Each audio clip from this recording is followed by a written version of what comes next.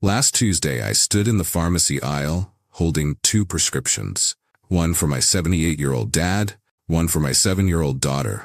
And in my pocket was a crumpled note from my wife that just said, "Honey, did you forget parent-teacher night again?" I didn't let my tears pour out there. But later in the parking lot, with the engine running and headlights turned off, I just sat in the car, and for the first time I asked myself, why do I feel guilty for doing everything right? Yeah, that's that heavy, corrosive feeling you can't name to anyone. That's caregiver guilt.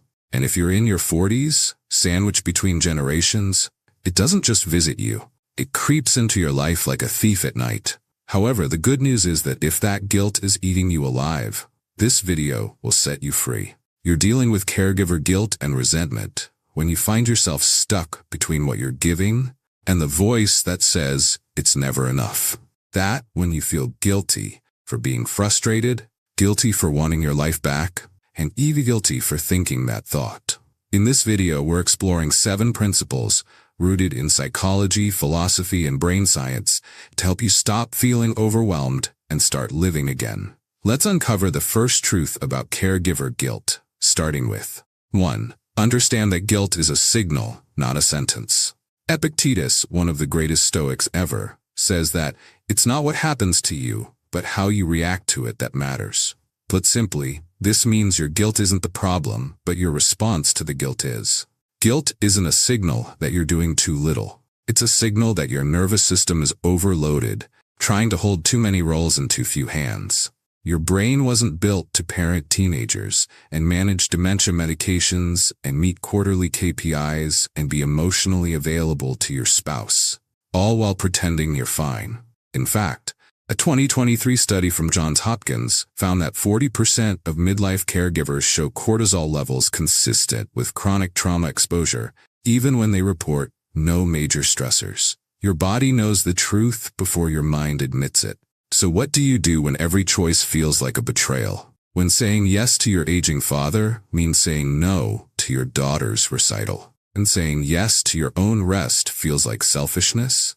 Let's go back 2,000 years to a Roman emperor named Marcus Aurelius. By day, he ruled an empire, but by night he cared for his chronically ill wife, raised 6 children, only one survived to adulthood, and buried friend after friend to plague.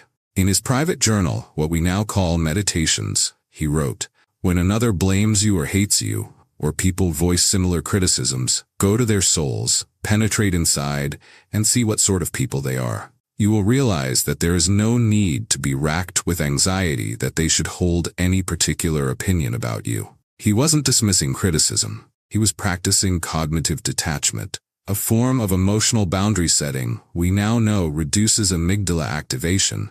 That's your brain's fear center. In modern terms, he simply stopped outsourcing his self-worth to other people's expectations, including his own impossible ones. But 2, stop confusing caregiving with martyrdom. One of the most serious mistakes caregivers at 40 make is to confuse caregiving with martyrdom. Marcus Aurelius wrote, "You could leave life right now. Let that determine what you do and say and think." This means that life is short. You've to stop sacrificing yourself on the altar of caregiving while pretending it's noble. I know that sounds harsh, but here's the reality. You're not helping anyone by destroying yourself.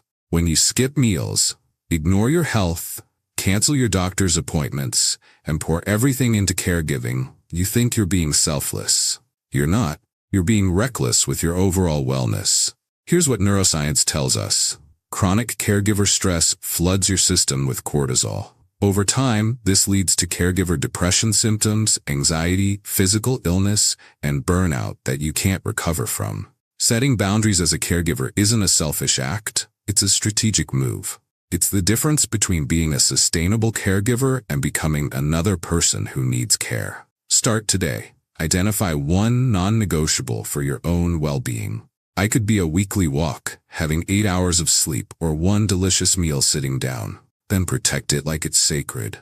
Because it is.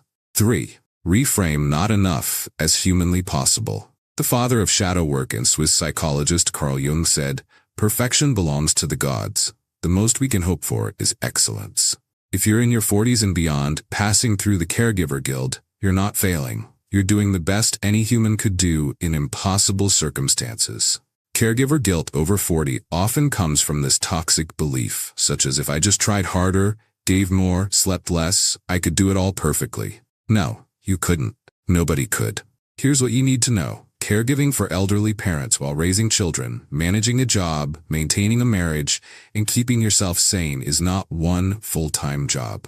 That's 4. And you're treating yourself like you're lazy because you can't do the work of 4 people flawlessly. Stop measuring yourself against an impossible standard. Start asking, what's humanly possible today? Perhaps today, humanly possible means that everyone got fed and nobody ended up in the hospital. That's success. Tomorrow might be a different story.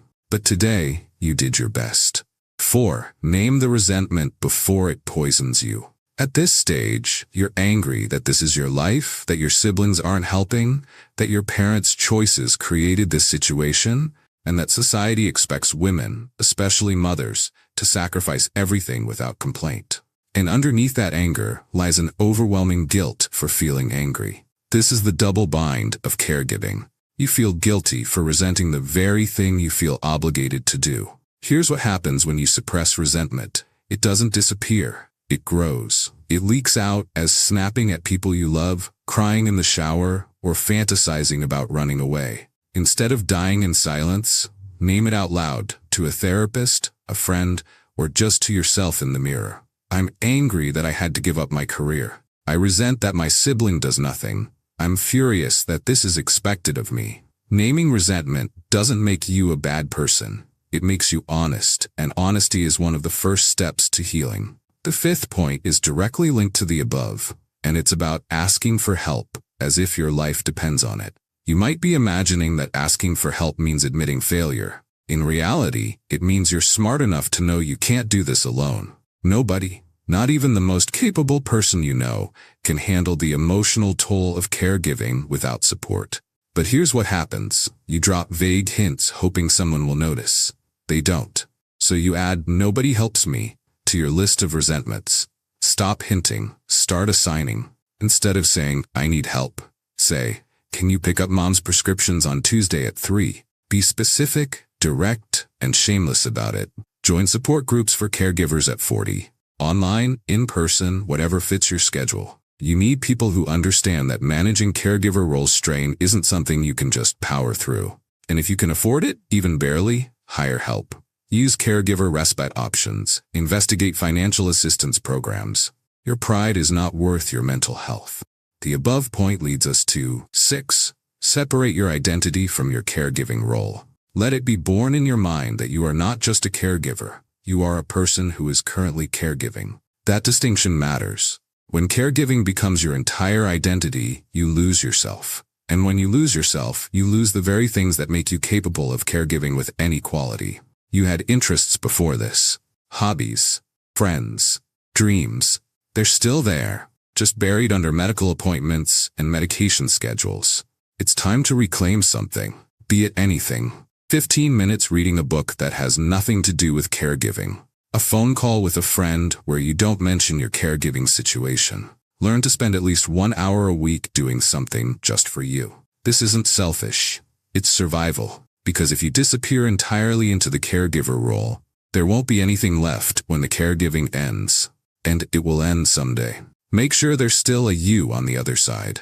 And 7 says recognize burnout before it breaks you.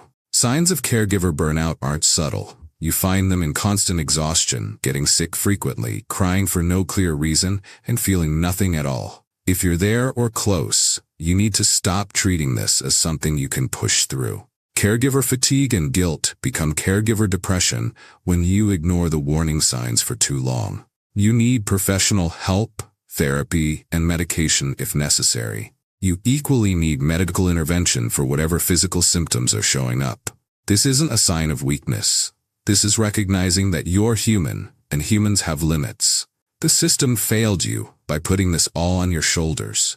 But you'll fail yourself if you don't ask for help now. Conclusion: if this resonated or if you saw yourself in Marcus Aurelius, do me a small favor. Tap like, not for the algorithm, but as a quiet yes to yourself. A signal that says, "These matters. I matter." Subscribe for more wisdom on navigating midlife challenges and turn on notifications. We're building a community of people who refuse to disappear while caring for everyone else. Thank you dearly for watching. See you in the next video.